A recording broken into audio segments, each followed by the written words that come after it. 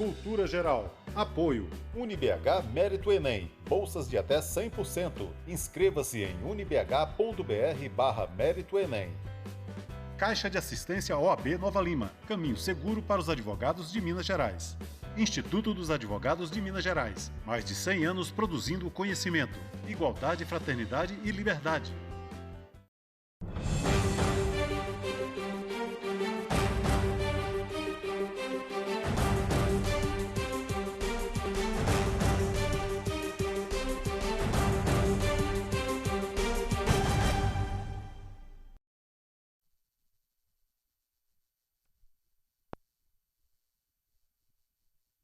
No Cultura Geral, e é sempre um prazer fazer o Cultura Geral aqui. Peraí, deixa eu fazer um Eli, você falou alguma coisa? É o áudio, você vai fazer a abertura novamente. Tá joia. Vamos fazer a abertura novamente, entrar direitinho aqui no Cultura Geral, porque deu um problema técnico aqui. Um minutinho a gente volta. Ok, pode falar. Podemos ir? Então, beleza. Começamos bem o ano, né? Começamos bem a nova temporada. Se Eli não cortar essas... Eli, você vai ter que cortar essa entrada, hein? Bom, gente, chegamos aqui, Cultura Geral, abertura 2020, da temporada 2020, está todo mundo se acertando ainda, nós somos igual o time que está em pré-temporada, na hora que entra em campo, dá umas caneladas, chuta a bola para fora e tal, mas a gente vai levando. O mais importante é que a gente está começando essa temporada com várias pautas, né, como nós encerramos ano passado, um ano que foi muito difícil para a sociedade brasileira, e começamos 2020 também na mesma toada, num ano que já começa um ano um pouco mais complicado, mas a gente está aí para poder discutir, para poder debater, trazer à baila todas essas discussões. Fizemos algumas pautas como a do Fábio Belo, que é o sofrimento mental no contemporâneo, e a gente abre uma ideia que eu tinha para esse ano, para essa nova temporada, abrir a temporada discutindo a violência urbana. É necessário nesse momento discutir todos esses assuntos, principalmente os assuntos que estão ligados à violência, porque a violência também está ligada à reincidência, está ligada a vários tipos de comportamentos sociais em que a sociedade não está se sentindo engajada nesse processo. Então a gente precisa discutir isso, trazer todo mundo para essa discussão e entender socialmente como é que a gente trabalha isso. Para fazer essa discussão, para trocar essa ideia e abrir o programa 2020, está aqui minha amiga Roberta, que não gosta que chama de doutora, então é minha amiga. A gente vai discutir esse assunto aqui. Seja bem-vinda, Roberta, é um prazer te receber. Prazer, Betão, obrigada pelo convite, é uma honra estar abrindo o primeiro programa do ano aqui. Prazer todo nosso aqui da TV Banquete do Cultura Geral. Roberta, para a gente começar esse bate-papo, o que a gente precisa entender de violência urbana e como entender a violência urbana? Primeiro nós precisamos entender que o crime ele é um fato social, ou seja, onde houver sociedade, enquanto houver sociedade, haverá crime. Precisamos entender que para enfrentar esse fenômeno da criminalidade, nós precisamos de ter algumas coisas para que isso dê certo. Precisamos de ter pesquisas, precisamos de ter política pública, precisamos de ter acompanhamento das políticas públicas, avaliação, monitoramento das políticas públicas, precisamos ter aparatos governamentais que funcionem e funcionem bem, como as polícias civil, militar, o sistema prisional, que hoje nós já temos uma nova nomenclatura, que é a polícia penal. Precisamos também ter governos que assumam a pauta da violência urbana, a pauta da segurança pública no sistema prisional como uma agenda de governo. Que a gente aqui no Brasil, a gente nunca teve um governo que se propusesse a assumir a segurança pública como pauta, a agenda do seu governo, sua gestão. Como política pública, de fato.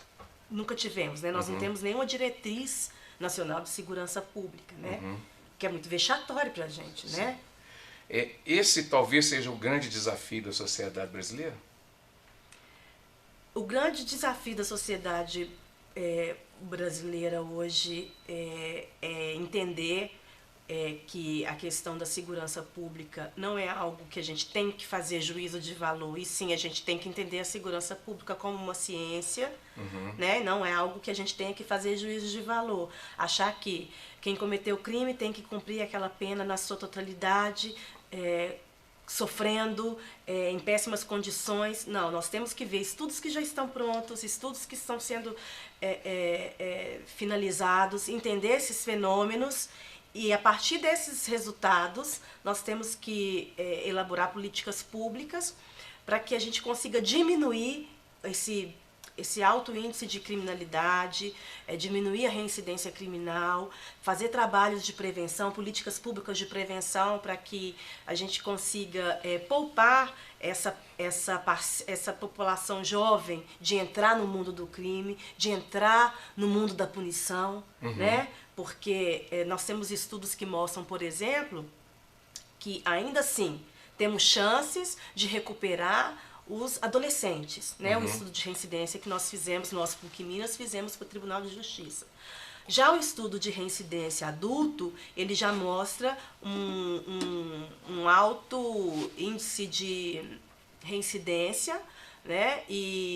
Ou seja, a prisão para o adulto, ela é muito mais perigosa, ela tem muito mais chance de reincidir. Ao passo que as medidas socioeducativas, quando elas são efetivas, elas conseguem sim evitar uma reincidência. A gente pode discutir isso um pouquinho depois, com números e citando algumas variáveis, alguns resultados dos estudos, para que as pessoas possam entender melhor isso. Ô Roberta, a gente estava falando, quando a gente estava vindo, quando eu fui te buscar, a gente estava falando sobre os aspectos educacionais.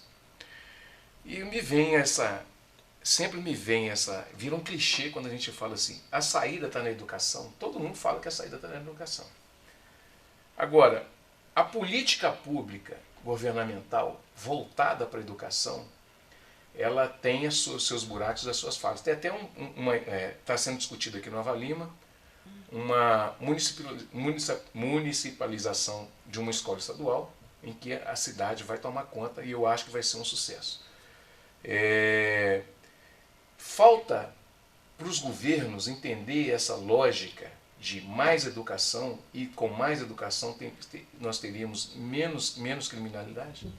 Quando a gente trabalha bem a educação, a gente pode ver países que têm o índice de educação melhores, né, índices do que o Brasil. A gente pode perceber que quando se trabalha bem a política pública da educação, trabalha-se bem prevenção na saúde, na segurança pública, saneamento básico, porque uma sociedade mais instruída, mais educada, ela consegue compreender melhor os trabalhos, as políticas de prevenção.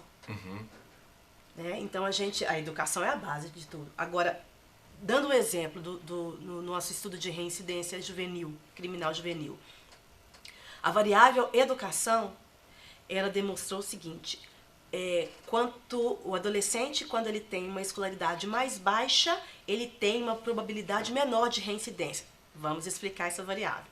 Por quê? Porque quando ele entra para cumprir a medida socioeducativa, ele está com uma escolaridade mais baixa. Dentro do cumprimento daquela medida socioeducativa, ele tem que estudar. Né? No cumprimento da medida, ele tem que estudar, fazer alguma atividade, alguma oficina, algo ligado à educação, ele tem que cumprir ali dentro daquela medida. Então, no cumprimento da medida, ele vai adquirindo uma escolaridade maior. Agora, o adolescente que já entra com uma escolaridade maior, para cumprir a medida socioeducativa, dificilmente o Estado tem algo a mais para oferecê-lo. Então, aí, essa variável da educação demonstra a importância de manter aquele adolescente dentro da escola, dentro de alguma atividade educativa. Percebe-se também que, no cumprimento da medida socioeducativa, há muito menos evasão escolar. Então, muitos adolescentes que cumprem medida socioeducativa, é ali que eles estão estudando de maneira contínua, diferente de quando eles estão na rua, livres. Né? Então, a medida socioeducativa, ela já é uma punição. Porém, até os 18 anos, nós, sociedade, entendemos que aquele adolescente ainda tem uma chance de se recuperar antes de ir para o sistema adulto punitivo. Né? Então, a educação é importantíssimo. Demonstra também que nós não precisamos reduzir a maioridade penal. O que nós precisamos é fazer com que essa medida socioeducativa ela seja efetiva. A gente está vivendo um momento em que a sociedade está procurando mais vingança do que justiça? Você pensa dessa forma? Estamos. Estamos. E aí também eu vou trazer um pouco da responsabilidade para o campo das ciências sociais, que nós, cientistas sociais, sociólogos, antropólogos, cientistas políticos, muito mais sociólogos e antropólogos, né, que somos nós que produzimos os estudos de criminalidade aqui no Brasil. Então, nós muitas vezes não vamos até a sociedade explicar, divulgar esses nossos estudos, para que a sociedade também possa dialogar com a gente, perguntar, saber qual que é o papel do sociólogo, do antropólogo, do cientista político dentro de uma sociedade, o que ele faz, quais os tipos de estudo. Muitas pessoas perguntam, mas o que o sociólogo faz? O que o antropólogo faz? Né? Então, nos cabe, né, enquanto academia, fazer essa interlocução, esse diálogo com a sociedade, de levar o que nós produzimos enquanto academia. Porque se a academia produz e fica para ela, de nada vale. Né? Os estudos têm que se tornar uma base, uma orientação, uma política pública, porque senão de nada ele serve. Então, vamos também colocar um pouco dessa culpa nas nossas costas, porque nós temos que demonstrar, por exemplo, divulgar esse estudo da reincidência juvenil e mostrar que nós não temos que diminuir a maioridade penal. Não temos que... A medida socioeducativa ela já é um ato de punição. Ela já é uma punição para aquele adolescente. Né? Temos que mostrar que esses estudos... eles consideraram variáveis, consideraram a nossa sociedade mineira, né? Estou falando especificamente do estudo da reincidência juvenil e da reincidência adulta, consideraram a nossa população do socioeducativo aqui do estado de Minas Gerais e a população carcerária do estado de Minas Gerais. Então, é algo nosso, algo mineiro. Então, não é nada achismo, não é um juízo de valor, é um estudo, e é um estudo científico. Né? Aquele resultado ali nós temos que analisar e naquela análise a gente tem que enxergar o que pode ser feito para melhorar esses resultados, para diminuir esses impactos sociais. Né? A sociedade ela tem que entender que não é o nosso juízo de valor, não é o nosso sentimento de punição, de vingança. Porque nós temos que entender que essas pessoas que cometem crimes, elas podem sim ser presas, devem ser presas, mas elas vão sair. O que eu vou querer? Que ela saia melhor? Ou que por um simples ato de vaidade, de vingança, por eu estar fazendo um juízo de valor, que ela cumpra ali aquela pena numa situação ruim, degradante, mas quando ela sair, vai sair muito pior, num grau de violência muito mais potencializado.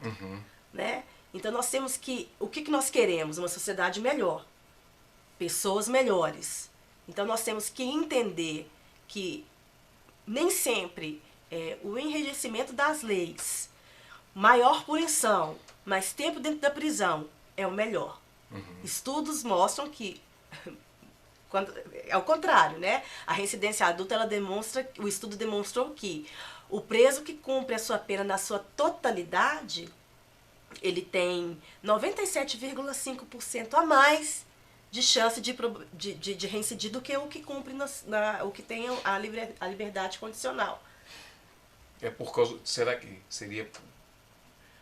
Nós podemos falar que é uma adaptação, por exemplo, a pessoa, quanto mais tempo ela passa no lugar, mais adaptada ela fica. O homem é produto do meio, ele se adapta melhor. Talvez seria isso, ele consegue fazer ali dentro. Eu acho que é um exercício que eu estou chamando assim, fora até do que a gente tinha pensado, mas pensar que a pessoa, quanto mais tempo ela fica no lugar, mais adaptada ela fica, e quando ela sai, ela se sente fora do contexto social e ela se sente socializada dentro do sistema prisional, pode ser por aí? São duas hipóteses que eu considero. A primeira é uma dessas que você está falando, né? É essa que você está falando, porque ele ficou tanto tempo ali dentro e são poucos os presos que cumprem a pena na totalidade no Brasil. Então, eu acredito que esses presos que cumprem a pena na sua totalidade, eles cometem muitas faltas graves que impeçam deles terem o benefício do livramento condicional, né? É um fato. E também que ele está tão acostumado a quebrar regras, cometer faltas graves, a não conseguir respeitar limites, que fica difícil ele conseguir o benefício do livramento. E a outra hipótese é que aquele preso que está no livramento condicional, ele tem que seguir um protocolo, né? Ele tem condicionantes para conseguir, para manter aquele benefício. Ele tem que, ele não pode ficar na rua depois das 22 horas, não pode frequentar bares, enfim, tem uma série de pré-requisitos para que ele continue mantendo aquele benefício. Então, de certa forma, ele fica sendo vigiado, monitorado, e isso impede com que ele cometa faltas, né, o descumprimento da medida judicial, de uma ordem judicial. São essas duas hipóteses. Antes do intervalo, deixa eu te fazer uma outra pergunta. 88%, quase 90% da população carcerária é negra. Sim.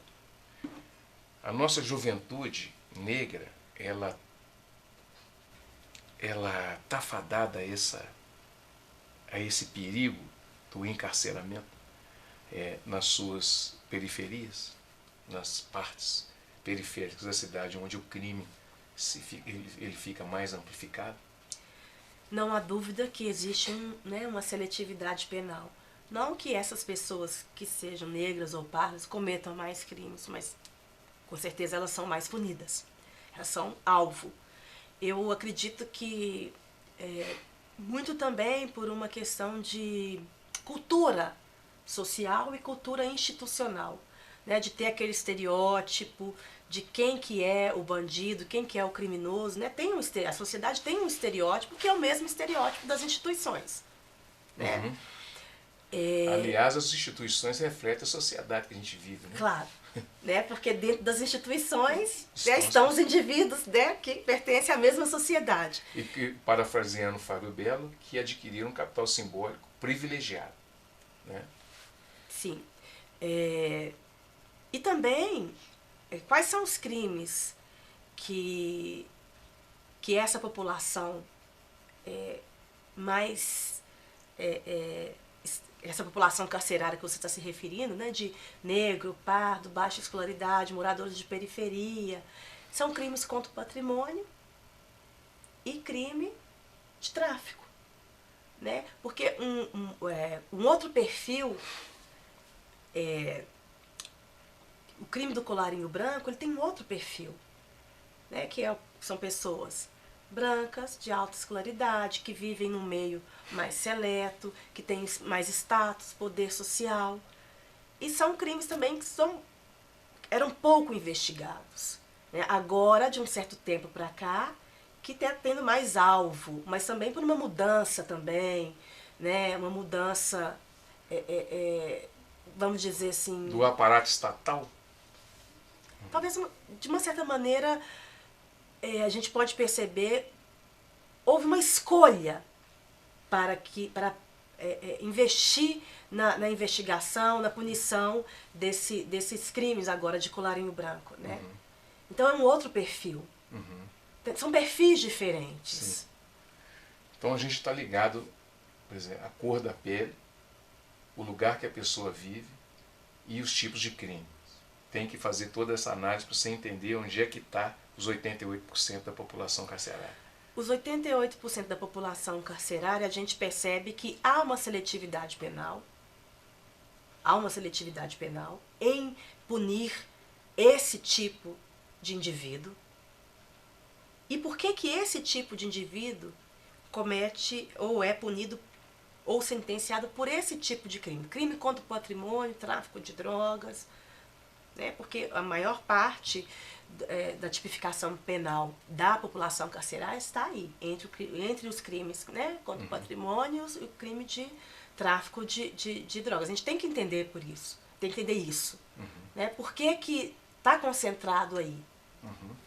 Deixa eu fazer um intervalo, eu vou fazer um intervalinho e a gente volta e vamos continuar nessa toada aqui, porque tem informação aqui em cima do que eu até conversei com o Fábio Belo. Um minutinho só, a gente está de volta com mais Cultura Geral, não saia daí.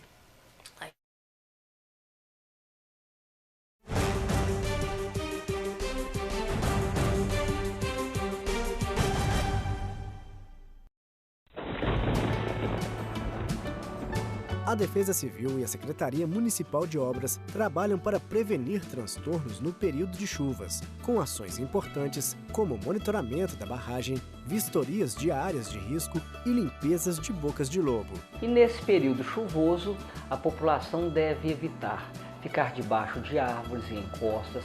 Além disso, evitar áreas possíveis de alagamento. A população deve estar atenta qual o período que o caminhão de lixo passa em suas ruas e nunca deixar material de construções expostos.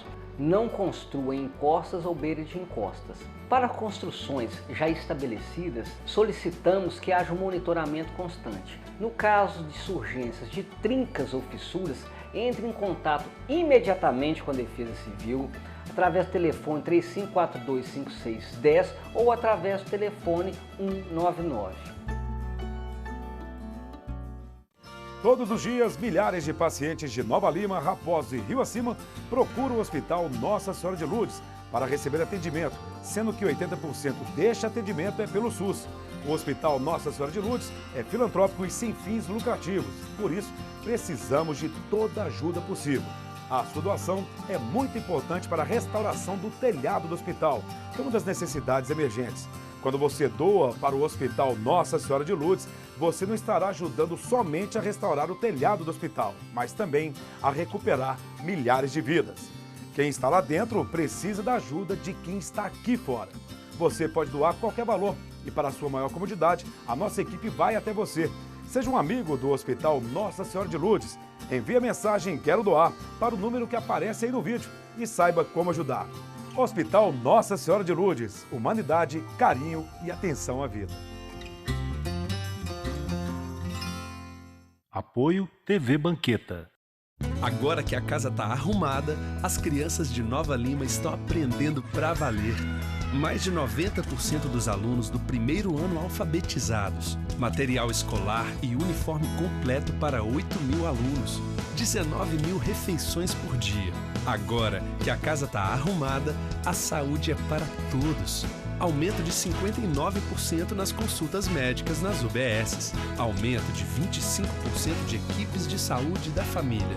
Menos burocracia e mais agilidade nos exames. Agora que a casa está arrumada, a Prefeitura lança o maior pacote de obras da história de Nova Lima. Mais de 200 milhões em investimentos. Confira essas histórias nas redes sociais da Prefeitura. É assim que estamos transformando nossa cidade num lugar cada vez melhor para todos. Nova Lima. Casa arrumada, nossa gente bem cuidada. Cultura Geral. Apoio. UniBH Mérito Enem. Bolsas de até 100%. Inscreva-se em unibh.br/Mérito Enem.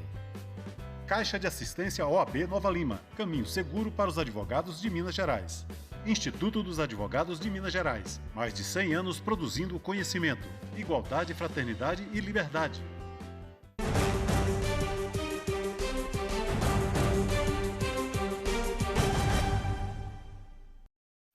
Bom, de volta com a Cultura Geral. Roberto, vamos fazer um outro recorte aqui. Primeiro tem os dados da pesquisa. Sim. Né? Eu acho que é importante a gente tratar desse assunto com os números também. Né? E daí a gente vai discutindo outros assuntos. Como que você vê esses dados e quais são esses dados de pesquisa?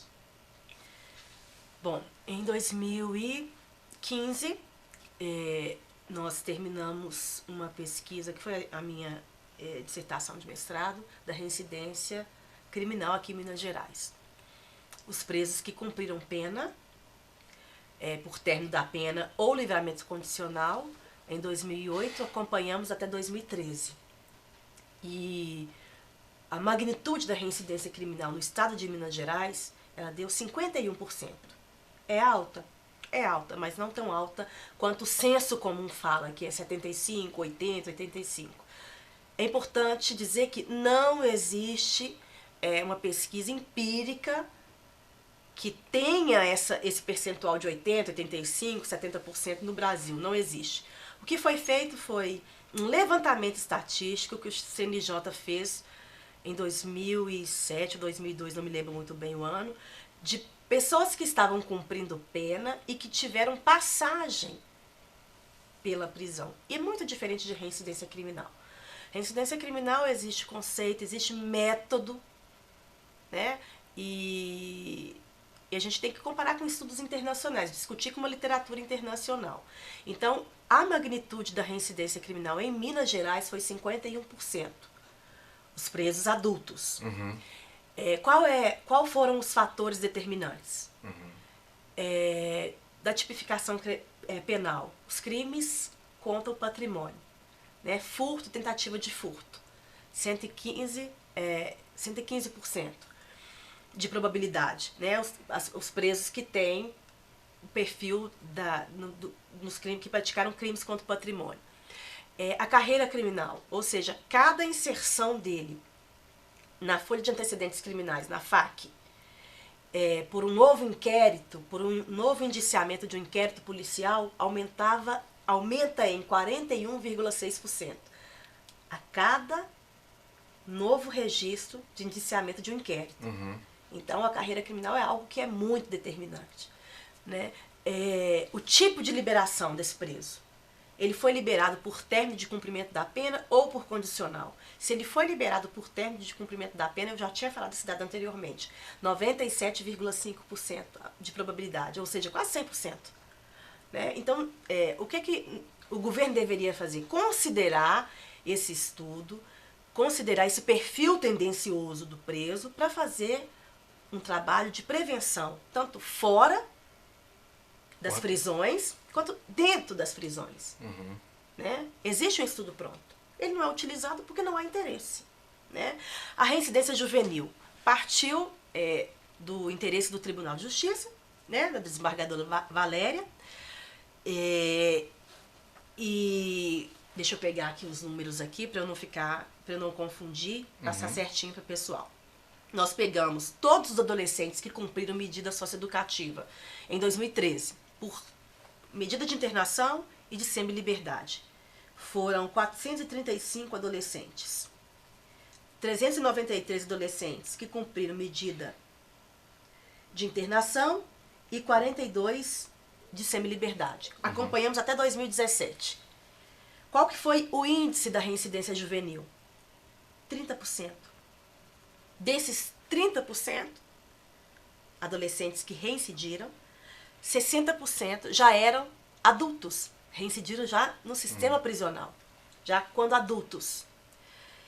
E quais as variáveis mais impactantes no estudo da reincidência juvenil? Os adolescentes que têm elo com a família, eles têm menos probabilidade de reincidir.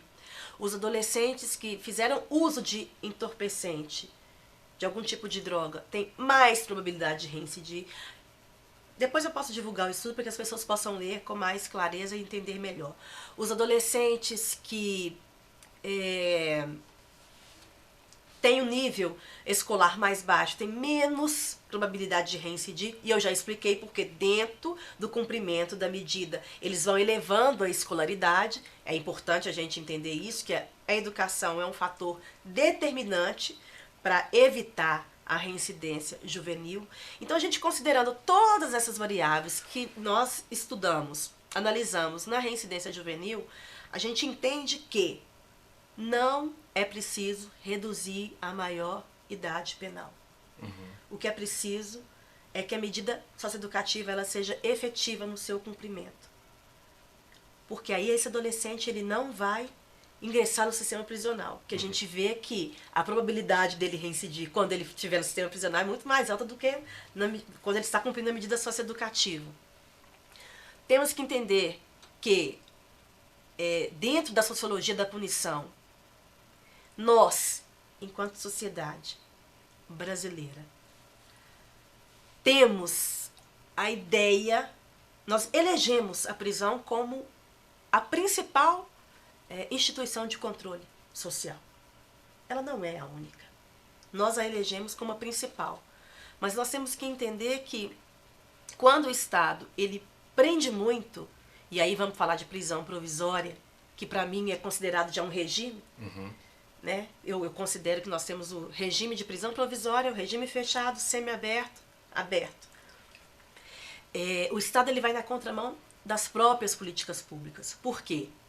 Tem estudos que demonstram isso, que grande parte dos presos provisórios são sentenciados com penas alternativas de aprisionamento, que quando são sentenciados com pena privativa de liberdade, são poucos os presos que são sentenciados com pena privativa de liberdade, dos presos provisórios. Ou seja, grande parte deles, a maioria deles, não é sentenciado com pena privativa de liberdade, ou seja, há um gasto enorme do Estado com esses presos.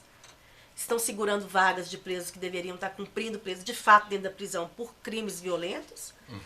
Há uma estigmatização desses presos provisórios que eu já falei que não vão cumprir pena privativa de liberdade, não vão ser sentenciados por isso. Então, quando o Estado faz isso, ele vai na contramão das próprias políticas públicas. Outra coisa que nós temos que entender, enquanto sociedade, enquanto Estado, não temos que tratar a população carcerária como uma população na sua totalidade. Temos que tratar de maneira fragmentada.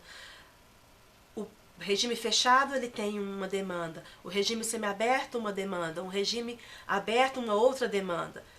Trabalhar de forma fragmentada, já que a gente não consegue trabalhar a pena de forma individualizada como ela deveria ser, né?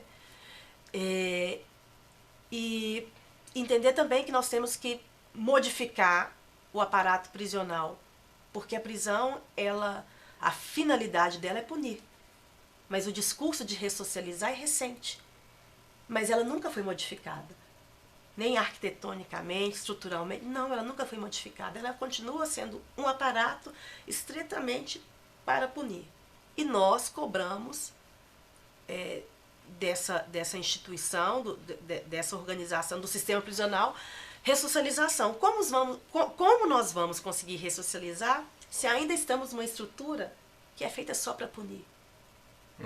É preciso alterar essa estrutura, modificar essa estrutura. Há um discurso de ressocializar, mas a estrutura não foi alterada.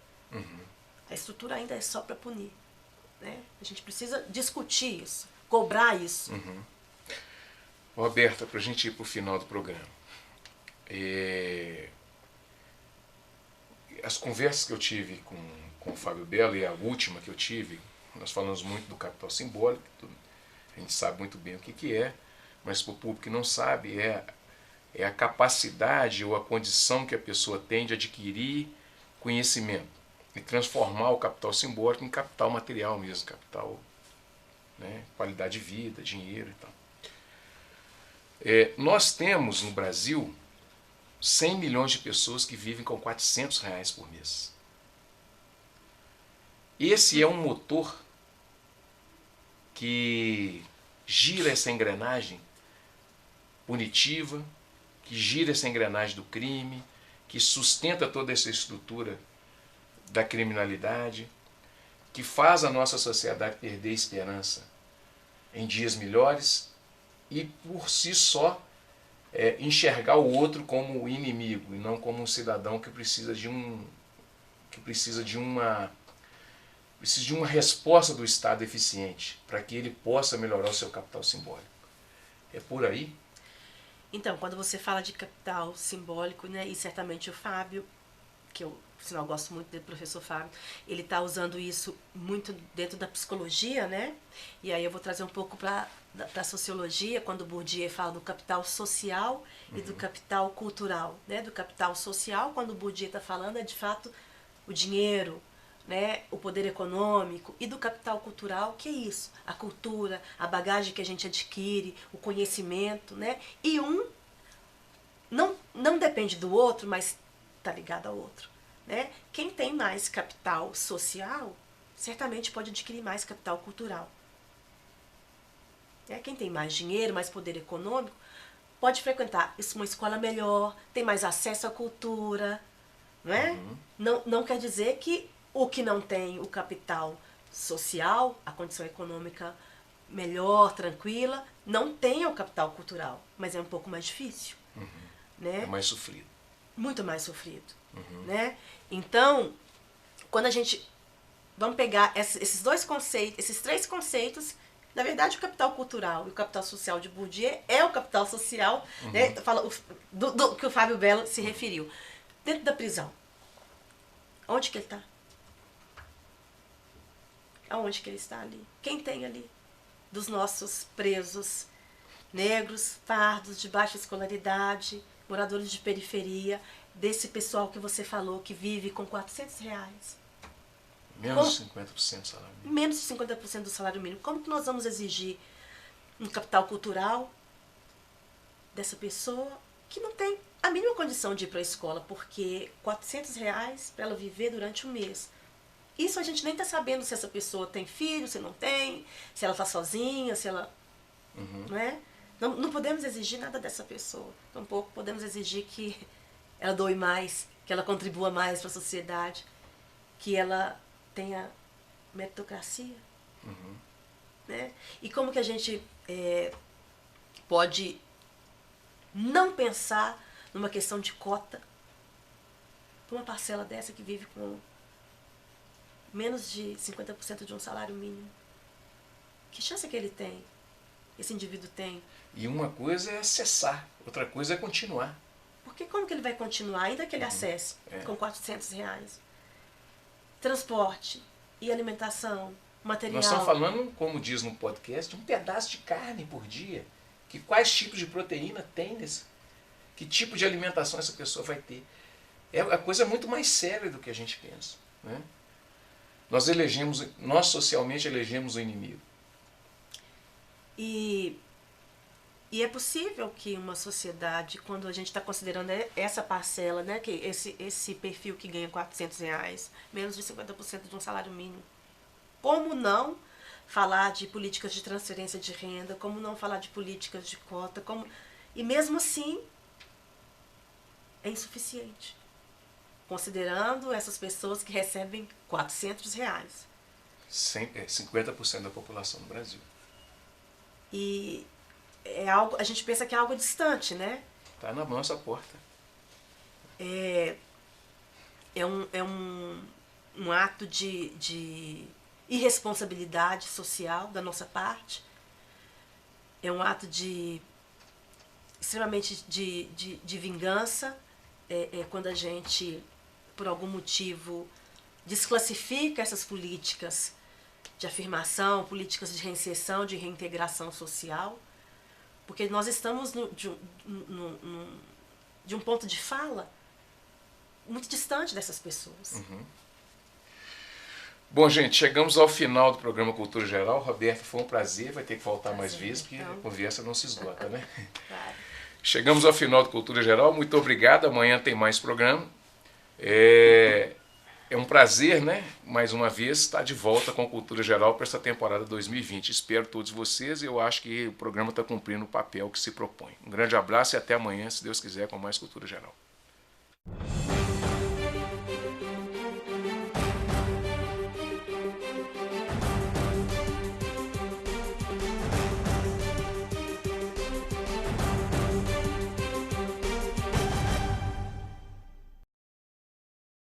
Cultura Geral. Apoio. UniBH Mérito Enem. Bolsas de até 100%. Inscreva-se em unibh.br/Mérito Enem. Caixa de Assistência OAB Nova Lima. Caminho seguro para os advogados de Minas Gerais. Instituto dos Advogados de Minas Gerais. Mais de 100 anos produzindo conhecimento, igualdade, fraternidade e liberdade.